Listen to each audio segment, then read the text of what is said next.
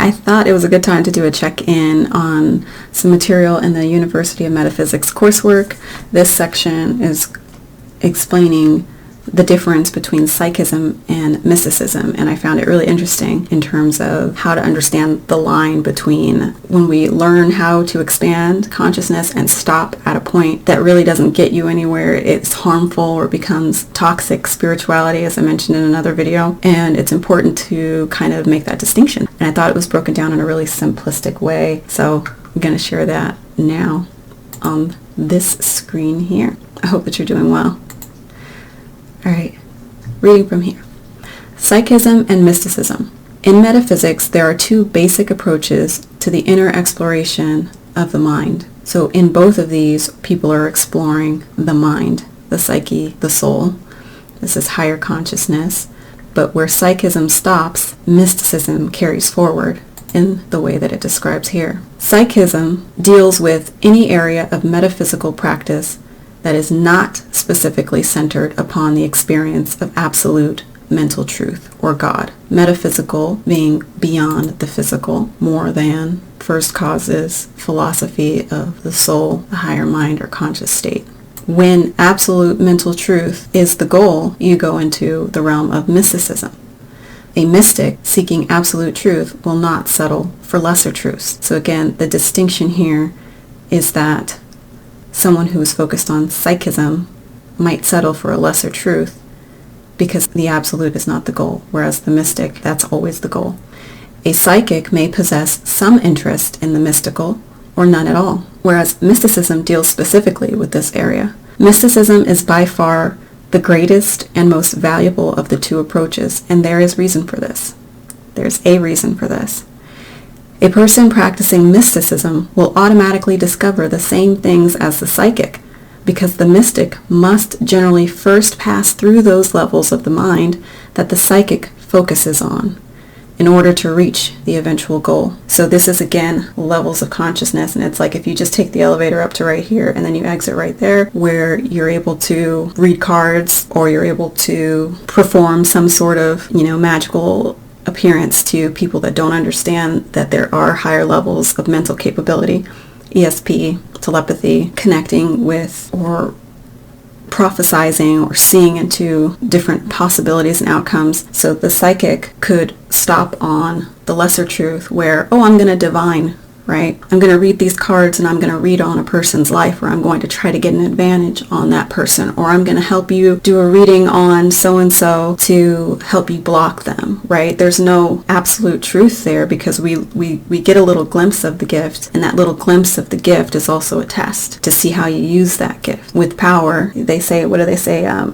Absolute power corrupts absolutely, but that's not always the case. It doesn't have to be, but that's what we're taught. So the eventual goal is to continue beyond the physical focus of what I can do with these gifts, what I can do with these higher mental capacities on this physical plane to assert a little level of an advantage or state of more harm, more destruction. What can I do that is constructive? This is the mystic. They want to find out the root cause, the bigger picture, right? Not just a piece of the pie. We're looking at the whole chart. A psychic usually won't reach the goal of mysticism because their attention is too distracted by the psychical levels of the mind. Again, I'll talk about that really quickly. So this reminds me too of when I first was even looking into or discovered tarot channels on YouTube. I remember that one of the first channels that I really loved was Gregory Scott. I don't really watch him that much today, but thinking about how this works, I kind of would like to, but I'll tell you the reasons why. When I discovered that channel, I had no idea that YouTube was saturated with all of these people doing tarot all over, tons of channels. There's literally probably hundreds, if not thousands of channels. The content that Gregory put out was never the headlines that you'll see on these ones that are churning out these days today. They're really dramatic, toxic. They're definitely divining and trying to tell a piece of a story. It's become entertainment. You'll see these, I call them these psychics that are putting these captions on their channels that are, these warnings that these are for entertainment purposes only. And entertainment, and we know that that's the box, the TV box. You're trying to entrap the mind. The mind is being entered, like put into this box, and you're basically consuming this stuff that's not really causing growth or development. Whereas Gregory Scott, his titles and his material was never all of this drama stuff, like this suck you in kind of crap. I don't know if he does or not doesn't have that disclaimer, but I started to find myself as I started to search and find all these other channels. Then next thing you know, you're subscribed to a million different tarot channels. You're taking in all this crap from all this other stuff, and it did become a form of entertainment, right? It replaces TV. It replaces whatever you're usually consuming, and so they're capable of keeping us in this trance much longer, which is the entertainment, which is a state of hypnosis, of mind control, controlling the mind through what it feeds in constantly. So anyways, the difference with Gregory was that his were more simplistic, right? So he's not getting the astronomical views that these other entertainers or these psychics that are doing razzle dazzle are getting, but he's still going, and his messages also teach another level of how to read the birth chart, and he combines numerology with your birth chart with the tarot to do a reading, and he teaches about how to develop, right? This is a psychic or a mystical point of view where he's gone deeper or he's gone higher. He's evolved his craft into a level higher than just delivering a message by reading a story off of these flashcards for the occult, right? So that's just one example of the different levels of understanding. And whereas I learned from him, I got that dovetailed into, okay, what is the birth chart? Let me learn the birth chart. Let me study numerology. And then on it went. And I became more empowered. My mind was not basically impressed by the idea of staying at this level where you can just consume. You can learn to get your own cards, read your own cards, figure out how to do an internal analysis with it rather than trying to look outward and study other people, and to give yourself this question and answer system, right? Guidance for the self, the mystical approach. So whereas again, a psychic won't reach the goal of mysticism because their attention is too distracted. All of those channels, you'll see it becomes a distraction, all of that information by the psychical levels of the mind. Whereas with mysticism, Christ may have been giving his disciples some direction in this respect when he said, seek ye first the kingdom of heaven, which is God consciousness, and all other things will be added unto you, which is psychical knowledge. So again, this comes with this. However, this takes you beyond, because we're going to go past those levels of the mind that the psychic focuses on in order to reach the eventual goal, which is more absolute truth. And absolute mental truth is the experience or the knowing of what God is, that God state, God consciousness, the kingdom of God, the kingdom of heaven, which is within you. And so again, it's talking about the kingdom of heaven and all of these things, which can take you down a whole nother rabbit hole when you're looking into what heaven is, and heaven in terms of, and I did go on a rabbit hole. This made me think of all these books that I went and I grabbed. So I've got here the teachings of the Christian mystics. This is a beautiful poem from Mother Teresa that I opened up to, because that's like, it made me want to go grab these books, and I just flip to a page and see what the message is. I'll read those at the end if it's helpful, because that is one way that I intuit more information as I study a text. If it makes me, if it sparks an interest, I follow that thought. I follow that train, and it helps me with these studies.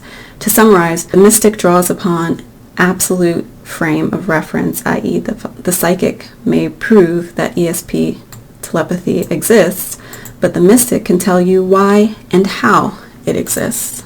A psychic may see what a person is currently thinking, but a mystic will very likely sense why the person is thinking it. So again, that's like deeper, it's more profound, and it's actually going to get us somewhere. And where is that goal? Where are we going? I like how it sums it up here in this section.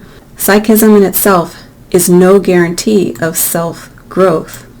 When we're just stopping at that level of just a little bit more knowledge into the spiritual or the religious, it doesn't guarantee self-growth in itself. In many instances, it has actually stunted that growth. In other words, a person who is possibly a bit neurotic to begin with gets involved with the psychic realm. You have a person who's not healed and they start dabbling with tarot cards, right?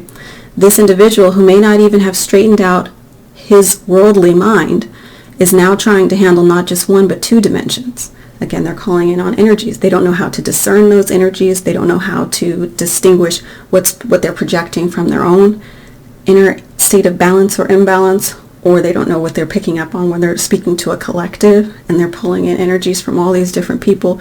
You don't know if the person that's calling you for a reading is trying to do something harmful to the person they're asking for the reading about, or if they're really telling the truth, then it's for their own story and they're trying to help better themselves. If they're not trained in understanding these energies and these mixed intentions, then opening the door to those multiple dimensions is really going to be difficult for them to handle if they haven't first straightened out their own worldly mind.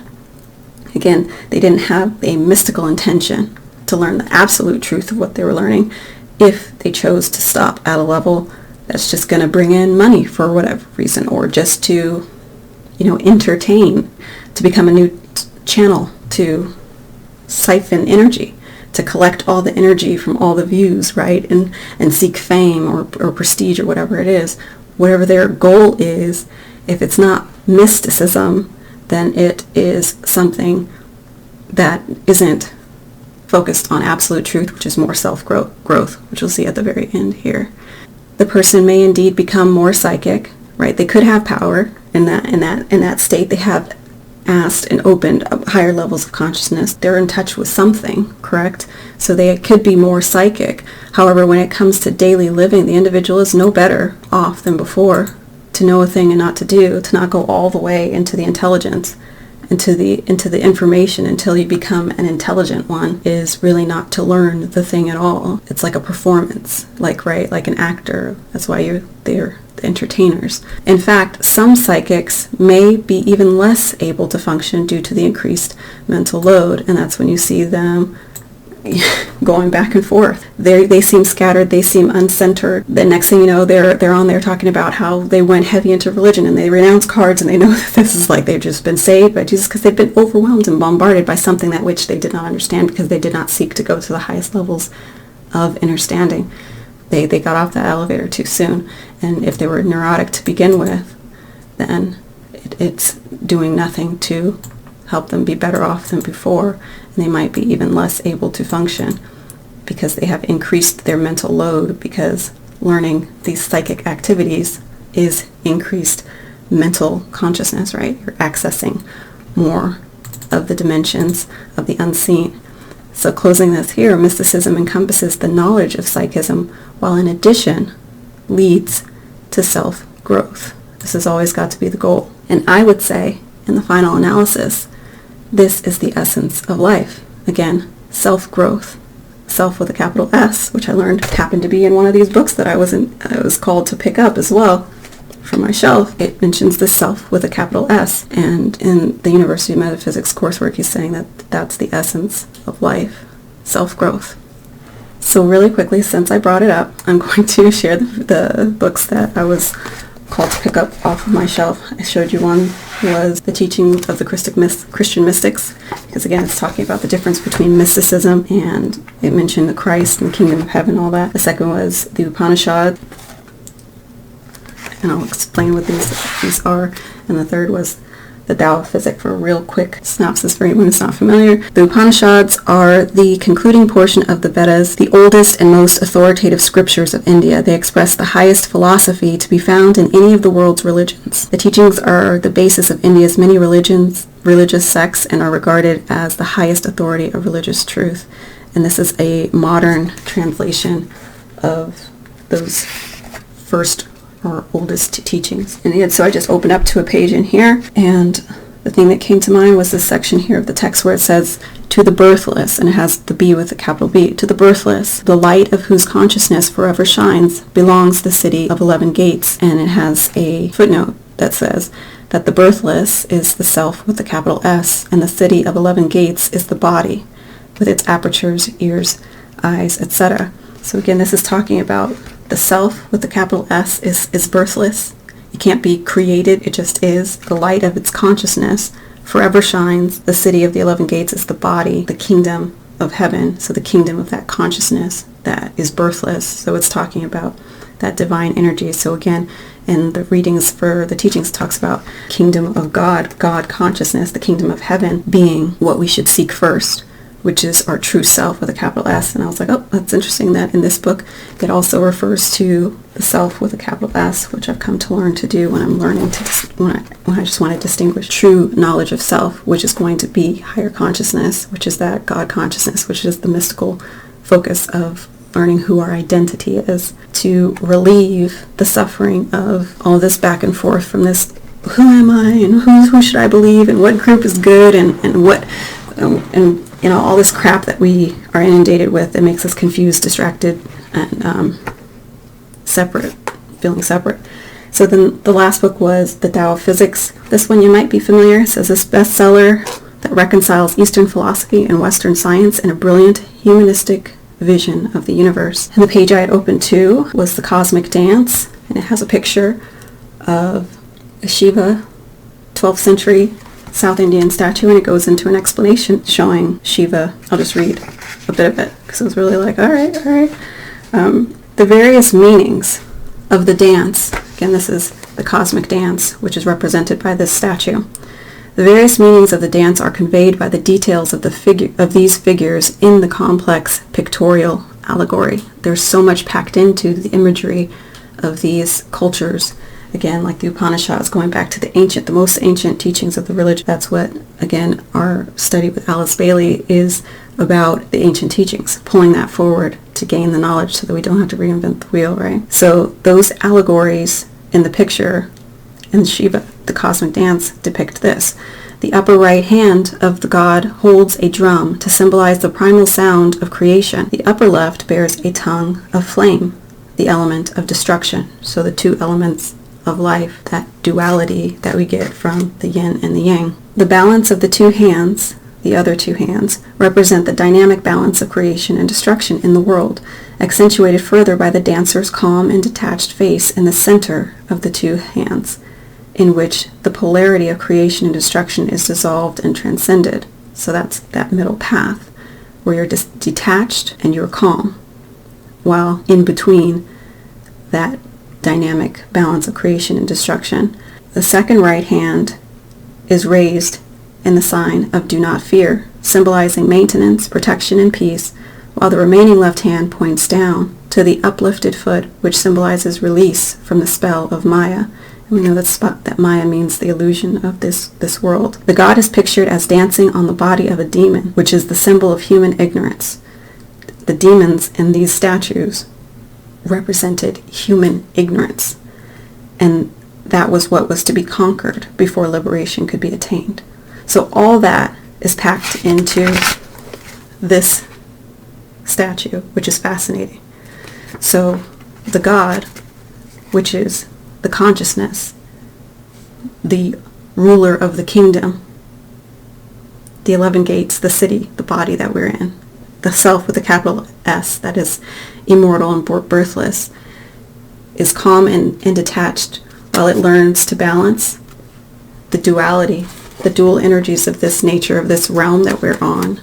And it is above, on top of human ignorance, which is the demon that we are facing or slaying through this life experience, which is destruction or ignorance, balancing out in the cosmic dance. So that's pretty intense right there. Closing out with the teachings of the Christian mystics with a poem from Mother Teresa and a little bit of reading. This book is really cool. The Christian mystics are, I'll just pause and read. Pause and read. I hope it's not backwards. I'm going to read this and close this out. Being happy with him now. We all long for heaven where God is, but we have it in our power to be in heaven with him at this very moment. But being happy with him now means loving as he loves, helping as he helps, giving as he gives, serving as he serves, rescuing as he rescues, being with him 24 hours, touching him in his distressing disguise. The new creation. The earth and all that is in it, and the whole cosmic order to which it belongs, has to undergo a transformation. It has to become a new heaven and a new earth. And again, this is the page that I just opened to when I grabbed this book. A new heaven and a new earth. Modern physics helps us to realize that this whole material universe is a vast field of energies that is in a continuous process of transformation. And again, talking about physics, that's what this book is all about. The Tao of Physics is bringing, our science, our practicality in alignment and harmony with the Eastern philosophies, these ancient teachings which already are aware of what we're trying to figure out through our math and our science and our reason, right? But we just don't want to acknowledge the other piece. But that piece is part of the whole. We can't just only embrace one half of ourselves. Again, Alice Bailey, the teachings of psychology, all the things that we're learning about with the new psychology. So it's all nice when all the intuition comes together with these books in the little sections that I find all coming together. And going back, modern physics helps us to realize that this whole material universe is a vast field of energies that is in a continuous process of transformation. Matter is passing into life and life into consciousness, and we are waiting for the time when our present mode of consciousness will be transformed and we shall transcend the limits of space and time and enter the new creation. And that's in quotes. There is a remarkable anticipation of this view in the letter to the Romans, where St. Paul speaks of the whole creation groaning in travail. For the creation, he says, waits with eager longing for the revealing of the sons of God.